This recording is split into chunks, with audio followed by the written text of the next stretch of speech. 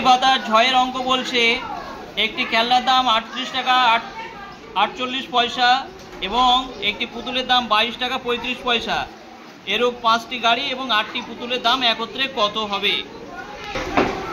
এখানে একটা গাড়ির দাম আমরা 38 টাকা 48 পয়সা পেয়েছি, সেটাকে কি করেছি, একেবারে টাকায় পরিণত করে নিয়েছি। এই যে দেখা যাচ্ছে টাকায় পরিণত করা হয়েছে। তারপর 5টি গাড়ি কেনা হয়েছে, তাহলে একটা গাড়ির যা দাম হবে 5টা গাড়ির দাম কী হবে? 5 গুণ হবে। একটা গাড়ির যা দাম হবে, এবারে সেই গাড়ির দাম অনুযায়ী 10টা নাও, 20টা নাও, 15টা নাও বা 5টা নাও, তত গুণ হয়ে যাবে। তাহলে একটার দাম যা তার 5 গুণ, 5টা যেহেতু নেওয়া হচ্ছে তাই 5টা গাড়ির দাম হলো কত?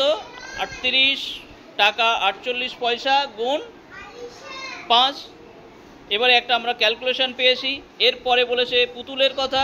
একটা পুতুলের দাম ছিল 22 টাকা 35 পয়সা। 22 টাকা 35 পয়সাকে আমরা টাকায় পরিণত করে নিয়েছি, 22.35। এরপরে টাকা লিখতে হবে, এখানে টাকা লেখা নেই, টাকা লিখতে হবে, ঠিক করে নেবে। এবার তাহলে 8টা পুতুলের দাম 8 গুণ, সেই 8 গুণ করা হয়েছে। এবার বলছে একত্রে দাম কত? দুটো যেহেতু দাম বার করা হয়েছে, এবার তার সাথে একত্রে আমরা দামটা বার করব।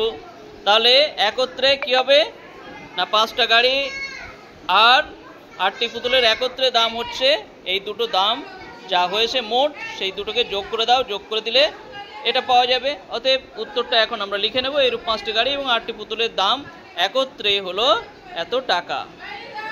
ঠিক আছে।